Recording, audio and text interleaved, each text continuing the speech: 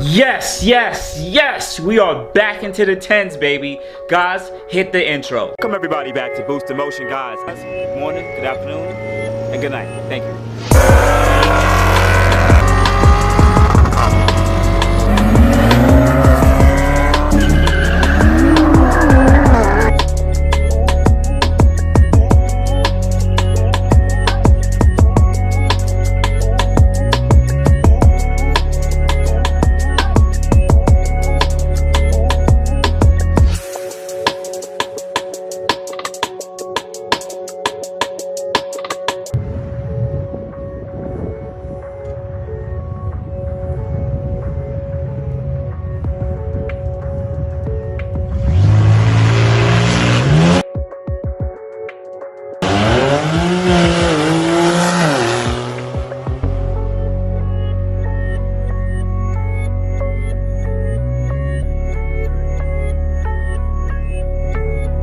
Welcome everybody back to Boost Emotion, guys, and today we're going to talk about how we got another Q50 in the tens. But what I mean by another, I mean non-shop car, non-upgraded turbo, upgraded transmission, and no built motor.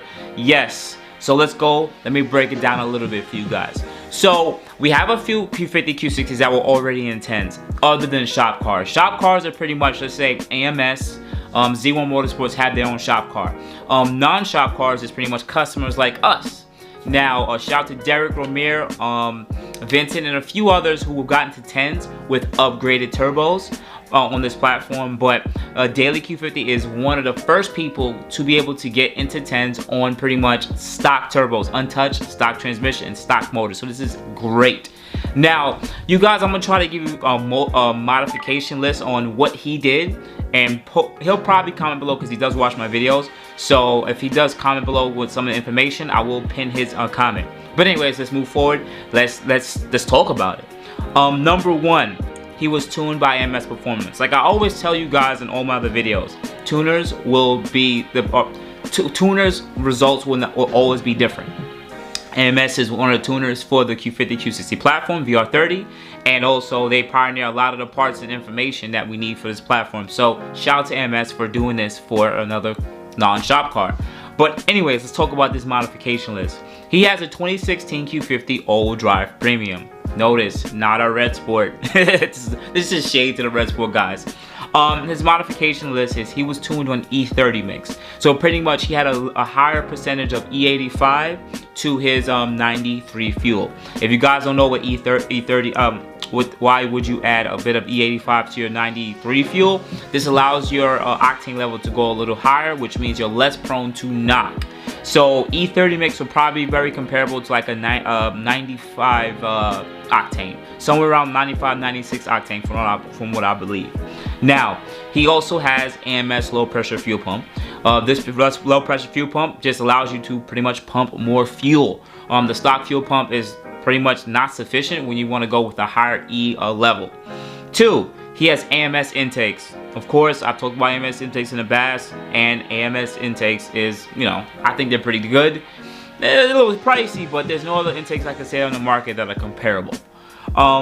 Three, AMS flex fuel kit. You need the flex fuel kit so you can know what's the specific percentage of E85 content in the fuel. So this is very important so you get tuned and tuned properly. Moving forward, he has Z1 upper downpipes. I would assume that he did the upper downpipes. He'll probably comment below because he probably went with MEGEN lower racing downpipes first, and then noticed that he wanted to go with full downpipe so he can increase the amount of boost pressure and have a higher amount of torque lower in the RPM and a slightly higher peak wheel horsepower. This is actually really needed when you want to get the most out of your car. So some of you guys are gonna jump in and say, well, Boost, you know what you're just saying is we should all just go full catless. I'm not saying you guys should go full catless, but he knew what he wanted to do and he knew he wanted to set a record, so he took that risk and he got it done. Just saying. But yes, Z1 Motorsports, I know at this current moment is like the only company that sells upper downpipes, so definitely check them out. He has MEGEN lower downpipes. They're only about 150. That's something I would definitely recommend you all guys get. It don't matter if you have MEGEN lower downpipes, Z1 Motorsports, AMS. All lower downpipes are necessarily the same. None of them gonna give you any extra performance over the necks. He also has exhaust dumps. Pretty much these are like cutouts you can put on the YPIPE. It gets all the excess exhaust out relatively quick rather than losing top end wheel horsepower. I'm still on the fence of it when it comes to exhaust downpipes. I'm not saying this definitely doesn't work, but he went fulls, so he didn't want any back pressure at all on these turbines, so it makes sense to just have exhaust dumps. BMS heat exchanger.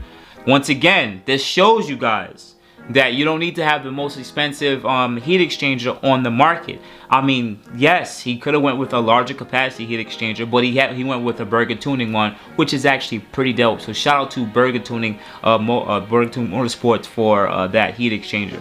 He also had Hks Blower Valves. This just allows you to relieve of the excess boost pressure in the charge air couplings and everything like that, and you know, pretty much just relieve the excess boost, guys. You guys know what I mean. But this wasn't really necessarily needed when it comes to doing these passes.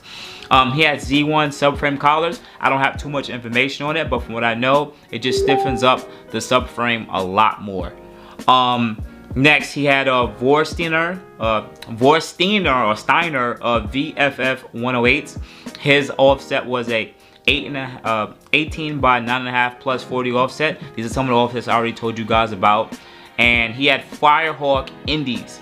It was an 18-inch tire at 275/40 R18. So I would say that size is actually very comparable to a 245/40 R19 tire. So it's right around the same rotational height. So he never really changed the overall rotation of that specific tire. He also had R1 concept rotors and pads, and from what I believe, his car is a premium, so he doesn't have a BBK at all. So he has the stock non-sport pads. He also went with a lightweight battery pack. That's a Braille 9-pound battery, and he took about 130 pounds of weight reduction off his car. That means he was rocking right around he said he was right around 3/4 of a tank of fuel, and a few other miscellaneous stuff such as the passenger seat and interior components that he removed from the car to shed about 130 pounds. But otherwise than that, that's it. And his car, you guys probably want to know what was the speed he ran, because you guys are gonna beat me up and say, you told me all of this, why have you told me the mile an hour and the track? Okay, so he tracked 1097, and his mile an hour from right here looks like, one second guys, I just want to give you, his mile an hour was 125.24. His 60 foot was 166, was at 96, but 166 60 foot is great. And in the quarter mile, the 8th mile, he was trapping pretty much 100 miles an hour, 118, not 118 miles an hour, 100 mile an hour. But guys, think about this. This is so good. This makes me excited. Now, I want to sit there and let you guys know, can you do this too with your car? Yes. You guys are gonna need more seat time to know how to be able to drive at the drag strip. You guys could have 600 wheel horsepower, but if you can't put the power down, if the transmission is not shifting properly, you will run into issues. But knowing that he did this without much effort, notice that he didn't have an upgraded high pressure fuel pump here. He pretty much was on a low E octane fuel. He didn't go with a full drag radial tire. He went with Firehawk Indies. That's pretty much just a summer tire. You know, he didn't go with an NT05R and other tires who have a bit more grip. He got necessarily a 60 foot. I've gotten in the past with my stock tires at the track 1696 on my previous runs before, but I didn't trap, you know, 126. I was on 93 fuel. I was still on a base map, but it's definitely possible if you go with the right tire, you have the right track prep. Also on top of that, with his tuning, he actually used launch control. Now with the latest version of ECU Tech or ECU Tech, this is RaceROM 4, you can actually have some specific launch control. So I believe he said he launched at about 6 to 7 psi, and that's probably what also gave him a bit of an edge to get off the line and get off the line quick. So that's actually really dope, and I'm just super excited about this because I honestly think that I could possibly get there too. I'm not saying that, I think we all could. And I would love to try to get it, but unfortunately with the climate of what's going on, my car is still leaking a little bit from the turbos. The racetrack's still not open yet. I would love to see what this car can do, even with leaky turbos, before I go. And it would be actually dope if I can be one of the guys to get into 10s before I change my turbos. But otherwise than that, shout out to Daily Q50. I appreciate you very much, brother. It's dope, and I'm glad that you had the perseverance to keep pushing forward, and I'm glad that AMS kept on working with you and keep on giving you revisions because they know they can get it done for you too. Some guys I know are going to jump in and say how much PSI was running. From what he have stated, I'm only letting you know public information. He said he was running between 20 to 21 PSI, but understand this. All tuners are not created equal. All tuners will not give you the same results. So shout out to Ams for being one of the leaders in doing this. Others will come after him. Other tuners will come after him. But at the end of the day, shout out to them for just working with Daily Q50 and getting everything done. And having a stock, non-shop car Q50, and hopefully sooner or later Q60 get into the 10s without pretty much effort. So otherwise than that, guys, if you enjoyed this video, you already guys know what to do. Hit the like button with the bell notification. Subscribe, please subscribe to the channel. If you are new to this platform and you have a lot of questions, I have plenty of videos on the different modifications that you can do with this brand and with the Infiniti brand and these models, and pretty much you guys know where to DM me at. boostinmotion IG, boostinmotion Facebook, and boostinmotion@gmail.com. I also have a Teespring account below to the Teespring store. You can order stuff directly from there. It'll ship to your house. And otherwise than that, guys, you guys always ask me. I was going to keep saying at the end of the video. I also have a Cash App if you want to donate to the channel. This is just for the people who say they want to donate. They don't want to buy clothes. They don't care about none of that. And that's it. They don't care about it. So otherwise than that, guys, I appreciate you guys. So you have a good morning, good afternoon, and good night. Thank you. You have a good day. Thank you everybody for watching. Do appreciate you guys. Love you guys very much. You can also check out the 2 links I posted for some of my other videos. Also on top of that, if you want to purchase some boostinmotion merch, definitely check the link that I posted also. And finally, if you've been watching all my videos and you enjoy them, please hit the link to subscribe to my YouTube channel. Thank you.